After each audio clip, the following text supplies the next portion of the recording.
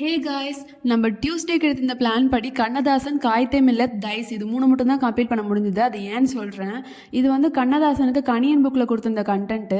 And இந்த பக்கமே கொஞ்சம் கொடுத்துருந்தாங்க. என்னடா இதிலே பாடல் அதிகமாக இருக்கேன்னு பார்த்தேன். அதை விட அதிகமாக இருக்குது புக்கில். எக்கச்சக்கமான பாடல்கள்.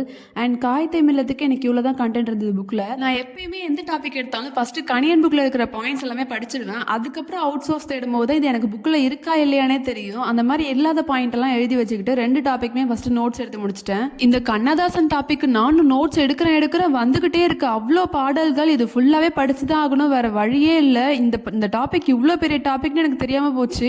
எடுக்கிறேன் நோட்ஸ் வந்துகிட்டே இருக்கு. இதுலயும் எழுதுறேன், புக்லயும் எழுதுறேன். அவ்வளோ பாயிண்ட்ஸ் எக்ஸ்ட்ரா இருந்தது. கணியன் புக்ஸ்ல இருக்கிறது எல்லாமே இவ்வளோ பாயிண்ட்ஸ் எக்ஸ்ட்ரா வந்தது. இந்த காய்தே மில்லத்துக்கு பக்கத்து பேஜ்லாம் கடன் வாங்கி எழுதி வச்சிருந்தேன். இந்த போட்டோ பார்த்தாலே தெரியும் கண்ணதாசன் டாபிக் எங்கெங்கெல்லாம் இருக்குன்னு. இவ்வளோ படிச்சுதான் ஆகணும். இந்த டாபிக்ல மோஸ்ட்லி ஓல்ட் புக்ல தான் பாடல்கள்லாம் இருந்தா நல்லா பார்த்து எழுதி வச்சுக்கிட்டேன். பிறமொழி தழுவலாகவும் மொழிபெயர்ப்பாகவும் அமைந்தன அப்படின்னு சொல்லிட்டு கண்ணதாசனோட இந்த நூல்கள்லாம் கொடுத்திருந்தாங்க. ஆட்டநத்தி, ஆதிமந்தி, மாங்கனி, ஏசு காவியம், இந்த 3 பாயிண்ட்மே எனக்கு கணியன் புக்ஸ்லயும் கொடுத்திருந்தாங்க. அதுதான் பார்த்துட்டு இருந்தேன். இதுல இந்த ஏசு காவியம்ன்றதுதான் இவர் இறுதியாக எழுதிய நூல். ஸோ இவர் மொத்தம் 5000க்கு மேற்பட்ட திரைப்பட பாடல்களை ஏற்றியுள்ளார். இவரோட பாடல் நியூ புக்ல 7th ஸ்டாண்டர்ட் 3rd டேர்ம்ல பேஜ் நம்பர் 46ல கொடுத்திருந்தாங்க. இதுவுமே ஃபுல்லா படிச்சுக்கணும். இந்த பாடலோட விளக்கமே ஒரு தடவை படிச்சுட்டு நூல்வெளி படிக்க வந்துட்டேன். சரி, நூல்வெளியில என்ன கொடுத்திருந்தாங்கன்னு பார்த்தா கவியரசு என்னும் சிறப்பு பெயராலும் அழைக்கப்படுகிறார். எனக்கு இதை பார்த்தோன்னே முடியரசு தான் ஞாபகம் வந்துச்சு. ஏன்னா முடியரசு தான் நம்ம கவியரசு பட்டம் பெற்றான்னு பார்த்தோம். அப்ப 2 பேருமே வந்து கவியரசு பட்டம் பெற்றவர். இதுவுமே வந்து கண்ணதாசனோட பாடல் தான். நிறைய இருக்கு, அப்பப்ப பார்த்து எழுதி வச்சுக்கிட்டேன். அவரோட நூல்கள் எல்லாமே கொடுத்திருந்தாங்க. இதுல இந்த கள்ளக்குடி மாகாவியம்ன்றது எனக்கு கணியன் புக்ஸ்ல இல்லவே இல்லை. அதையும் பார்த்து எழுதி வச்சுக்கிட்டேன். அண்ட் இவரை பத்தி கேள்விகள் என்னெல்லாம் வந்திருக்குன்னு பார்த்தா கண்ணதாசன் பணியாற்றிய இதழ் பெயர், சாகித்ய அகாடமி பரிசு பெற்ற கண்ணதாசன் புதினம் என்ன, கண்ணதாசன் படைத்த இனிய நாடகம் எது, எல்லா கொஸ்டினுமே கவனமா நோட் பண்ணிக்கோங்க. அண்ட் சபைகளிலே தமிழெழுத்து முழங்க வேண்டும்ன்றது கண்ணதாசன் சொன்னாரு. அண்ட் கண்ணதாசனின் படைப்புகளில் சாகித்ய அகாடமி பரிசு பெற்ற புதினம் வந்து சேரமான் காதலி. கண்ணதாசன் படைத்த நாடகம் ராஜதண்டனை. நான் நிரந்தரமானவன், அழிவதில்லை, எந்த நிலையிலும் எனக்கு மரணமில்லை என்று கவிதை பாடியவர் கண்ணதாசன். கள்ளக்குடி மாகாவியம் நூலின் ஆசிரியர் கண்ணதாசன். சேரமான் காதலி என்னும் புதினத்திற்காக சாகித்ய அகாடமி விருது பெற்ற திரைப்பட கவிஞர் யார்? கண்ணதாசன். நதி வெள்ளம் காய்ந்து விட்டால் நதி செய்த குற்றமில்லை என்ற திரைசை பாடல் இயற்றியவர் கண்ணதாசன். கண்ணதாசனின் இயற்பெயர் முத்தையா. கண்ணதாசனின் நூல் பெயர் மாங்கனி. நெக்ஸ்ட் ஏசு காவியம் என்னும் நூலை படைத்தவர் Kannadasan. And next topic காய்தே Millath பத்தி பிறப்பு மறைவு ஃபர்ஸ்ட் எழுதிக்கிட்டேன். அண்ட் இவரை பத்தி நிறையவே கொடுத்திருந்தாங்க. திருநெல்வேலி மாவட்டம் பேட்டை என்னும் ஊரில் பிறந்தவர். காய்தே மில்லத் என்று மக்களால் அழைக்கப்பட்டவர். கன்னியமிகு என்று அடைமொழியால் அழைக்கப்பட்டவர். சமய நல்லிணக்கத்தை பேணி வந்தவர். அண்ட் 2003ஆம் ஆண்டு வந்து தமிழக அரசு சென்னையில் மணிமண்டபத்தை கட்டியது. நாகப்பட்டினம் மாவட்டத்தை காய்தே மில்லத் நாகப்பட்டினம் மாவட்டம் என்று தமிழக அரசு பெயர் சூட்டியது. ஹிந்திக்கு எதிராகவும் தமிழுக்கு ஆதரவாகவும் குரல் கொடுத்தவர். இவரை பத்தி புக்ல எங்க இருக்குன்னு அவர் போட்டோ கீழே எழுதிக்கிட்டேன். நெக்ஸ்ட் 1952லேருந்து 58 வரை மக்களவையின் உறுப்பினராக பதவி வகித்தவர். இவரு சென்னை மாகாண சட்டமன்ற உறுப்பினராகவும் எதிர்கட்சி தலைவராகவும் இருந்திருக்காரு. இந்த மாதிரி இவரை பத்தி நுணுக்கமான பாயிண்ட்ஸ் நிறையவே இருந்தது. எல்லாமே எழுதி வச்சுக்கிட்டேன். அண்ட் இவர் 14 கல்வி மையங்கள் தொடங்கியிருக்காரு. இவரை பத்தின கண்டென்ட் அதே 7th 3rd டேர்ம்ல பேஜ் நம்பர் 51ல கொடுத்திருந்தாங்க. கன்னியாமிகு தலைவர் அப்படின்னு சொல்லிட்டு இதை ஃபுல்லாவே படிச்சுக்கோ. இதுல நிறைய இம்பார்ட்டன்ட் பாயிண்ட்ஸ்லாம் இருக்குது. அவர் வந்து படிச்ச கல்லூரி நிறையவே கொடுத்திருந்தாங்க. இது ஃபுல்லாவே ஒரு தடவை ரீட் பண்ணிக்கோங்க. இந்த பாக்ஸ் கண்டென்ட் ரொம்ப முக்கியம். அறிஞர் அண்ணாவும் தந்தை பெரியார் இவரை பத்தி சொல்லியிருப்பாரு. இவரை பத்தின சில இம்பார்ட்டன்ட் பாயிண்ட்ஸ் பார்க்கலாம். இவர் வந்து திருச்சியில இருக்கிற தூய வளனார் கல்லூரியில் பயின்று கொண்டிருந்தார். அப்போதான் வந்து காந்தியடிகள் ஒத்துழையாமை இயக்கம் தொடங்கியிருப்பாரு. அப்ப இவரோட இறுதி தேர்வு கூட எழுதாம அதுல பங்கேற்றிருப்பாரு. அதுக்கு முன்னாடி இவர் தான் சொல்லப்படுற திருநெல்வேலி மதுரை திரவியம் தாயுமானவர் இந்து கல்லூரியில படிச்சிருக்காரு. நெக்ஸ்ட் டைஸ் டாபிக் பார்க்கலான்னு வந்துட்டேன். டைஸ்ல மொத்தம் ஒரு பேசிக்கா ஒரு 3 ரூல் இருக்கு. அதுல ரூல் நம்பர் 1 என்னன்னா, டாப்ல இருக்கிற 2 ஃபேஸுமே சேமா இருந்ததுன்னா அதுக்கு நெக்ஸ்ட் ஆப்போசிட் சேம். இப்ப 3க்கு 1 ஆப்போசிட், 4க்கு 6 ஆப்போசிட்.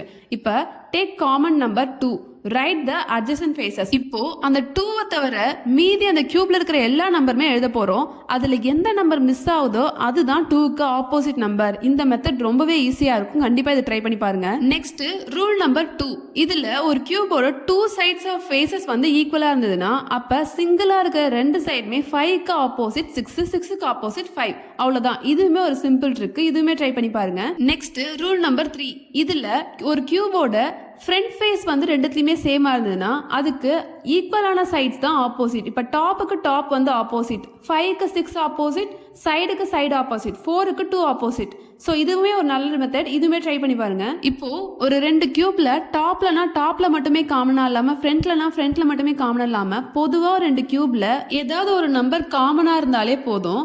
இப்போ அந்த காமனா இருக்க நம்பர் எழுதிட்டு நம்ம ஃபர்ஸ்ட் மெத்தட்ல பார்க்க மாதிரி மீதி நம்பர்லாம் எழுத போறோம். அதுல மிஸ் ஆகுற நம்பர் தான் அந்த நம்பருக்கு ஆப்போசிட். இப்போ ரிமைனிங் நம்பரோட ஆப்போசிட் கண்டுபிடிக்க ஒரு கியூபோட டாப்ல இருக்கிற நம்பர் நெக்ஸ்ட் கியூபோட சைடுக்கு ஆப்போசிட், ஒரு கியூபோட ஃப்ரண்ட்ல இருக்கிற நம்பர் நெக்ஸ்ட் கியூபோட டாப்புக்கு ஆப்போசிட். ஸோ 1க்கு 3 ஆப்போசிட், 4க்கு 6 ஆப்போசிட். ப்ரீவியஸ் சம்ல காமனான நம்பர் ரெண்டுமே சைட்ஸாவே இருந்துச்சு. இந்த சம்ல ஒரு கியூப்ல ஃப்ரண்ட்லயும் இன்னொரு கியூபோட டாப்லயும் இருக்கு. இதுக்கு எப்படி ஆப்போசிட் கண்டுபிடிக்கிறது அப்படின்னா, இப்ப டாப்ல இருக்கிறதுக்கு அதே மாதிரியே நெக்ஸ்ட் கியூபோட சைடு அண்ட் சைட்ல இருக்கிற நம்பருக்கு நெக்ஸ்ட் கியூபோட சைடு. ஸோ 2க்கு வந்து 5 ஆப்போசிட், 6க்கு வந்து 4 ஆப்போசிட். இப்போ 1 காமனா எழுதணும்னா மீதி எந்த நம்பர் மிஸ் ஆகுதோ அதுதான் அந்த 1க்கு ஆப்போசிட். அதுதான் இங்கே வேரியபிள்ஸ்ல கொடுத்துருப்பாங்க. இந்த மெத்தட் உண்மையாவே ஈஸியா இருக்கும். ஆன்டி கிளாக் வைஸ் என்னமோ சொல்லிட்டு இருப்பாங்க, எனக்கு அதெல்லாம் புரியாது. இது ரொம்ப ஈஸியா இருக்கும். அண்ட் சுராபுக்குமே சிலபஸ் வைஸ் டைஸ் டாபிக் கொடுத்திருந்தாங்க. அதுல இருந்த சம்ஸ் தான் இப்போ பார்த்துட்டு இருக்கேன். மொத்தம் 27 சம்ஸ் கொடுத்திருந்தாங்க. பட் நான் இந்த புக்ல கொடுத்திருந்த சொல்யூஷன்ஸ் எதுவுமே கண்டுக்கல. ஏன்னா நான் ப்ராக்டிஸ் பண்ணி இந்த மெத்தட் வேற, அந்த மெத்தட் யூஸ் பண்ணி இந்த क्वेश्चनக்கு ஆன்சர் கரெக்டா வருதான்னு மட்டும் பார்த்துக்கிட்டேன். எல்லாருக்குமே ஆன்சர் கரெக்டா தான் வந்தது. நான் உங்களுக்குமே இதை காட்டுறேன் பாருங்க. இப்போ இந்த சம்ல 2 கியூப் கொடுத்துட்டு 3 क्वेश्चन கேட்டிருக்காங்க. which number will come opposite to number 2ன்னு கேட்டிருக்காங்க. இந்த 2 கியூப்லயுமே 2 வந்து ரெண்டுமே காமனா இருக்கு. அப்ப 2 தவிர மீதி நம்பர்ஸ் பார்த்தா 1, 4, 5, 6. இதுல மிஸ் ஆகுறது 3 தான். அப்ப 3 தான் ஆன்சரான்னு பார்த்தா ஆமா 3 தான் correct. Next which number will come opposite to number 6. இப்போ நான் ஃபர்ஸ்டே சொல்லியிருந்தேன், எப்பயுமே 2 கியூப்ல ஒரு ஃபேஸ் வந்து காமனா இருக்குன்னா அப்ப மீதி அதர் ஃபேஸஸ்லாம் ஆப்போசிட்னு. இப்போ டாப்புக்கு டாப் ஆப்போசிட், ஃப்ரண்ட்டுக்கு ஃப்ரண்ட் ஆப்போசிட். அப்போ 4க்கு 5 ஆப்போசிட், 6க்கு 1 ஆப்போசிட். இதுவுமே கரெக்ட். இப்போ நெக்ஸ்ட் சம் பார்த்தோம்னா இது கொஞ்சம் கவனமாகவே நோட் பண்ணுங்க. இங்க கேட்டிருந்தது என்னன்னா which number is opposite to number 3. So நமக்கு 3 தான் முக்கியம். அப்போ இந்த 4 கியூப்ல 3ன்ற நம்பர் இருக்கிற கியூப் மட்டும் ஃபர்ஸ்ட் எடுத்துக்கலாம், மீதியை ஸ்கிப் பண்ணிடலாம். இப்போ ஆப்ஷன் 1 and 3 நோட் பண்ணுங்க. நான் ரூல் நம்பர் 2ல சொன்ன மாதிரி 2 கியூபோட 2 ஃபேஸ்மே காமனா இருந்ததுன்னா அப்போ ரிமைனிங் இருக்கிற நம்பர் தான் ஆப்போசிட். இப்போ 6க்கு 5 ஆப்போசிட், 5க்கு 6 ஆப்போசிட். நெக்ஸ்ட் இப்போ 6க்கு 5, 5க்கு 6 கண்டுபிடிச்சாச்சு. நமக்கு வேண்டியது 3. இப்போ ஆப்ஷன் 1 and 4 பார்த்தோம்னா இதுல 3, 6, 3, 6 2 ஃபேஸ் காமனா இருக்கு. ரிமைனிங் இருக்கிறது 2, 1. அப்போ 1க்கு 2 ஆப்போசிட், 5க்கு 6 ஆப்போசிட்னா ஆப்வியஸ்லி 3க்கு என்ன ஆப்போசிட் 4 தானே, அதான் ஆன்சர். ஸோ மினிமம் இந்த 3 ரூலே போதும். இதை வச்சு நம்ம இந்த क्वेश्चंसலாம் ஆன்சர் பண்ணிடலாம். நீங்க ப்ராக்டிஸ் பண்ண ரொம்பவே ஈஸி ஆயிடும். உங்களுக்கு புரிஞ்சிருக்கும்னு நினைக்கிறேன். புரியலனா கொஞ்சம் ரீவைண்ட் பண்ணி பார்த்துக்கோங்க. ஸோ மேக்ஸ் முடிச்சுட்டு நான் நெக்ஸ்ட் ஜிஎஸ்ல சோஷியல் ரீஃபார்ம் மூவ்மெண்ட்ஸ் எடுத்திருந்தேன். பட் இதோட மெயின் டாபிக் யூனிட் 3ல நேஷனல் ரினைசன்ஸ் அப்படின்ற டாபிக்கோட சப் டாபிக்காக தான் வருது. Social and religious reform movement அப்படின்னு சொல்லிட்டு 10th ஹிஸ்ட்ரியில் யூனிட் 5ல கொடுத்துருக்காங்க. ஸோ நான் யூஸ் பண்ணுற இந்த ஆப்பை பற்றி என்னோட ப்ரீவியஸ் வீடியோஸில் கூட சொல்லியிருப்பேன். இது வந்து தமிழ்நாடு ஸ்டேட் போர்ட் புக்ஸ்ன்ற ஆப். இது ரொம்பவே யூஸ்ஃபுல்லாக இருக்குது. இதில் எல்லா புக்ஸுமே அவைலபிளாக இருக்குது. இதில் வந்து நமக்கு யூனிட்டோட நம்பர் மட்டும் கொஞ்சம் டிஃப்ரென்ஸாக இருக்கும். நமக்கு புக்கில் 5 இருந்தால் இவங்க 6ன்னு கொடுத்துருப்பாங்க, அவ்வளோதான். மற்றபடி டாபிக்ஸ் எல்லாமே சேம் தான். இந்த டாபிக் வந்து நமக்கு ஐஎன்எம்லையும் கவர் ஆகுது அண்ட் யூனிட் 6லையுமே கவர் ஆகுது. ஸோ எல்லாமே டீட்டெயிலாக படிக்கணுன்றதுக்காக நான் இதில் கொஞ்சம் தான் படிக்க முடிஞ்சுது. நெக்ஸ்ட் டே டாப்பிக்கில் வந்து இதை கவர் பண்ணிக்கலாம்னு சொல்லிட்டு நான் வந்து நெக்ஸ்ட் டே டாபிக் ஆட் பண்ணிக்கிட்டேன். அண்ட் மேக்ஸ்ல வந்து பசில்ஸ் எடுத்துக்கிட்டேன். ஸோ ஆல்மோஸ்ட் நான் டே 5ஓட எல்லா டாபிக்ஸுமே முடிச்சுட்டு இந்த சோஷியல் ரீஃபார்ம் மூவ்மெண்ட்ஸ் தவிர அதை நான் டே 6ல ஆட் பண்ணிக்கிட்டேன். ஆக்சுவலி இந்த டியூஸ்டே பிளானை நான் எப்படி படித்தேன், எப்படி நோட்ஸ் எடுத்தேன்னு உங்களுக்கு வெட்னஸ்டேவே கொடுத்துருந்துருக்கணும். பட் எனக்கு ஒய்ஃபை இஷ்யூ இருந்ததுனால நான் உங்களுக்கு தேர்ஸ்டே தான் கொடுக்க முடியுது.